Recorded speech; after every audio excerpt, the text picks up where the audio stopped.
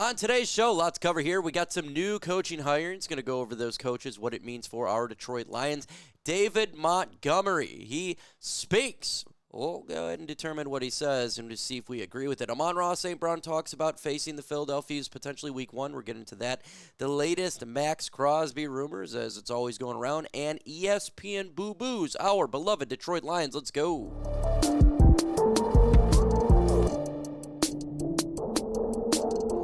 First off, folks, the Detroit Lions have made a hiring to the coaching staff right here. It says, according to reports, the Lions are set to hire Tashad Choice as their new running backs coach. David Montgomery, who formerly coached the running backs and doubles assistant as a head coach, will be coaching the wide receivers in 2025. The hire allows Lions running backs Jahmyr Gibbs, result in his former positional coach at Georgia Tech, as Choice presided over the Yellow Jackets running back room in Gibbs' first two seasons. Choice was at Georgia Tech from 2019 to 21, with Gibbs playing the team in 2020 and 2021. What does that mean for us? Well, we're getting a guy who's very familiar with our running back, Jahmyr Gibbs, and that is a good thing. And I must say, we want to see Jahmyr Gibbs take that next step and potentially be used more, I feel like, offensively than David Montgomery. Now, it's not a knock to David Montgomery at all. It's just because I feel like Jahmyr Gibbs is just a game-breaking player. We have the best running back duo in the NFL, in my opinion, and I trust Dan Campbell and this coaching staff to get the right coaches in place, to put the right players in positions to succeed for this up-and-coming season. So I think this is a solid move, and I think we all should just trust Dan Campbell's ability to find coaches for this football team. Question for you, where do you rank the Detroit Lions in power rankings? Because at the end of the show, we're going to talk about what ESPN thinks about that.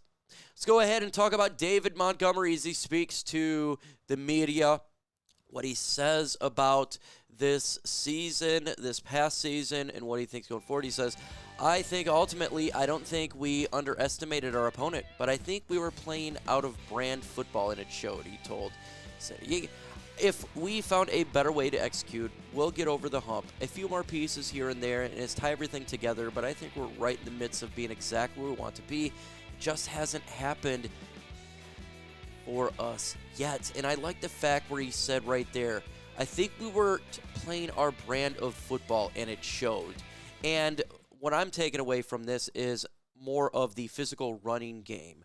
We didn't run when we should have ran. I think that was a problem for the Lions offense when we had Ben Johnson. And hopefully we're a team that can go ahead and be in my opinion, a run-first, more physical football team. That would be ideal. And I agree with David Montgomery right there. I want us to be that team that we're known for, right? Offensive line, punch you in the mouth. And I do think we're right where we need to be at. You look at the talent in this football team. The talent is there. The coaching is there. We need a few pieces, like he's saying, right? Obviously, edge, defensive line, all of that lovely stuff. But I do think we're really, really close because we have the talent. And I 100% agree that we got away from what is strong for this football team, running the football. Folks, let's get to 300 likes. I'm sure you can help out. All you got to do is hit that like button. It's really easy. St. Brown spoke to the media. He says, you can see what would have happened in hypothetical NFC championship game. That's Equinania, St. Brown. Then St. Brown says, yeah, I'm in a healthy defense, Amon-Ra replied. Their team is not going to change much. I mean, it might change a little, but I'm saying you would see our healthy defense, how that S operates. And he's talking about week one, folks. Week one. Could the Detroit Lions could they face the Philadelphia Eagles week one? And I hope so. I would like that. Because to be the man, you got to beat the man. We did it in Kansas City a couple years ago. We went and ruined their opening day, and I would love to do that again this year. And remember, Philadelphia be warm at that time, right? September. Lions, they got a lot of motivation for being kicked out. And Philadelphia Eagles, I mean, that'd be the best way to start the season out, right? To be the man, you got to beat the man. We faced Philadelphia, was it 3 years ago? We came close to beating them. They beat us. They've had our number, it seems like, for a little bit. And I would like to face Philadelphia week 1. And it makes sense, right? It could be, maybe it's the Buffalo Bills. But if you're going to go with an NFC team, Detroit makes the absolute most sense to face Philadelphia. Two juggernaut teams, right? What could have been the number 1 seed versus the number 2 seed? What could have been? And for me, I would love to get that out of the season quick.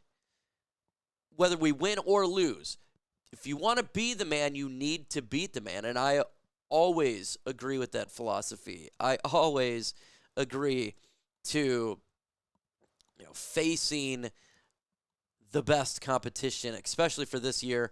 When we're, this past year we're 15-2, so let's go in there and let's face the Philadelphia Eagles. Question for you, where do you have the Lions ranking in the power rankings? Let us know in the comments. Heavy.com speaking about who? Maxx Crosby, and it's our daily Maxx Crosby or Myles Garrett segment because everything's about rumors of their trading. So Heavy.com here says NFL analysts and experts Tom Pelissero and Ian Rappaport have a featured published February 9 in which they discuss pass rushers who are in potentially wild 2025 offseason. They named Crosby as one of those guys. Trade Crosby for a bounty of picks would have been one way to expedite that process, they added. Crosby might welcome a change, particularly if he was to go to a playoff team where he knows people, e.g. Green Bay. Just an example right there is Green Bay. We all know he's had the connections to Detroit for a long time. He posted Go Pistons because he's from the Detroit area, right? He's a Michigander. He loves it. For this to happen, though, he's got to force the trade. Maxx Crosby's got to do it, or it's not going to happen. Why is that? Because why on God's green earth would they just want to give up giving up so much in a player in Maxx Crosby, the Raiders, who, they're trying to change the direction of their football team. Removing Maxx Crosby from there hurts that. And these, rumors are not going to stop until the trade deadline is over in October. The end of October. This is just how it's going to be. Again, like we have been saying on this channel, I would love to have Maxx Crosby. I would love to have Myles Garrett. I would love for that to occur.